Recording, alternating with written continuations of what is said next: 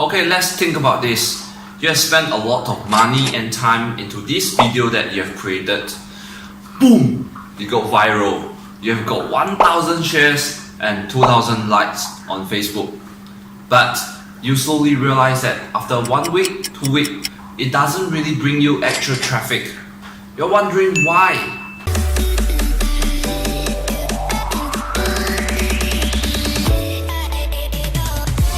So now let's think about this. What you are really lack of is the call to action for your clients. It can be a link or also a landing page. It will be even greater if you can set 3 restrictions.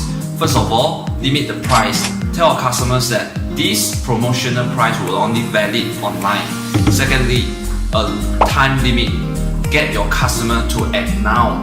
And then this promotion will only last for 3 days. Last but not least, set a quantity. This promotional price will only be valid for the first 10 customers. So you need to act now and buy online now.